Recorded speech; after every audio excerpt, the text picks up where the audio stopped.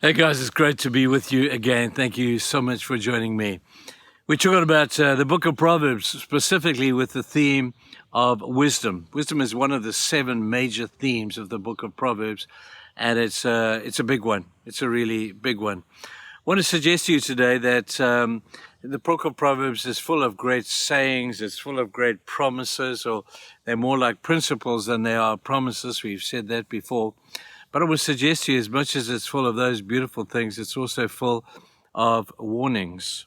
We're in Proverbs chapter 4, and I want to just read a little passage to you at the beginning, just the first few verses that will set the scene for us. This is what it says in Proverbs 4. Listen, my sons, to a father's instruction. Pay attention and gain understanding. The guy's about to give you a warning. When I was a boy in my father's house, still tender and an only child of my mom, he taught me and said, lay hold of my words with all your heart. Keep my commands, and you will live. Get wisdom, get understanding. Do not forget my words or swerve from them. Do not forsake wisdom. She will protect you. Love her, and she'll watch over you. Wisdom is supreme. Therefore, get wisdom.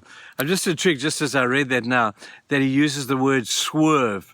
Swerve, hitting, somebody runs across the road and you swerve, or a taxi comes in from the side and you swerve to safeguard yourself. He says, do not swerve to the right hand or to the left when the truth stands to confront you. Very often when truths stand to confront us, the first thing we want to do, isn't it? We want to swerve. Because the truth generally has some aspect of warning to it. So many warnings. And through the book of Proverbs, you'll read many of them. You see, God warns us because he wants to protect us. He's not wanting to kill our fun.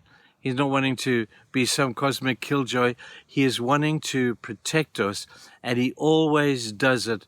First of all, before there's any action, before there's anything, he will give you a warning. Now, by human nature, we don't like that. By human nature, we don't like to be warned. We will swerve at every warning that we can possibly swerve at. But God gives us these warnings, as we said, to protect us. Now, when I think of some of the warnings of God that he has given us, I see how humanly, by way of tendency, we love to avoid the warnings. But by human nature, we tend to avoid the warnings around us. Have a look at the way you drive, people. Look at the way you drive. There are categories, one big category of what they call warning signs, curve around the corner, road workers at work, slow down, so many different warnings. And I want to ask you, are you keeping those things? Do you keep them? Or do you swerve the warning and think it's not for me? This is for the guy driving next to me. This is for him to listen to that particular warning. This is not for me.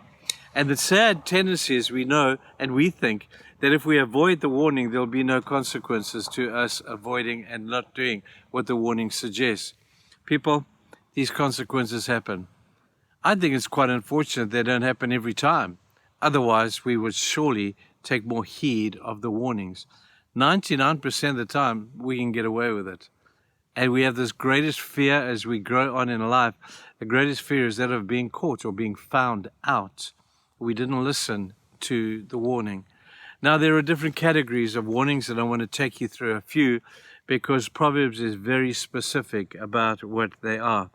But just think of some of the tragedies that have occurred because people didn't listen to the warnings. Just think of the Titanic for a moment. Over 1,500 people died and were drowned in that freezing cold water because they didn't listen to the warning. Hospital beds are full of people who didn't listen to the warning signs that their body was showing them that something was wrong inside of them, and they suffer the penalty of it. If only they had responded, if only they had gone earlier, they could have nipped that thing in the bud, and they could have saved themselves an awful lot of pain and an awful lot of suffering. Think of the warning that we have on tobacco and smoking. On every packet of tobacco and warning, there is a warning to say, this is not good for you. Be warned.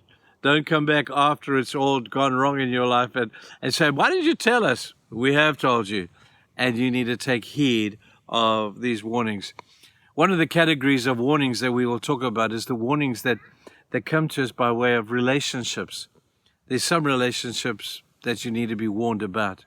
But sadly, again, by human nature, we think those warnings are for somebody else until they find us. And that's a tragedy.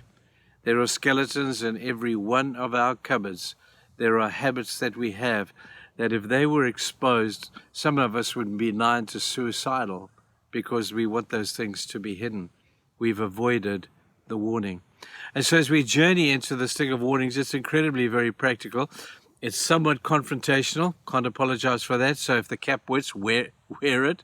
But I hope that over the next couple of days we'll find some good warnings, and I hope that we'll take heed of them. Listen, people, God loves you. He wants the best for you. He's on your side against the world, the flesh, and the devil. He's not condemning you. He's not sitting in judgment over you, but he is warning you. And I hope you'll take heed.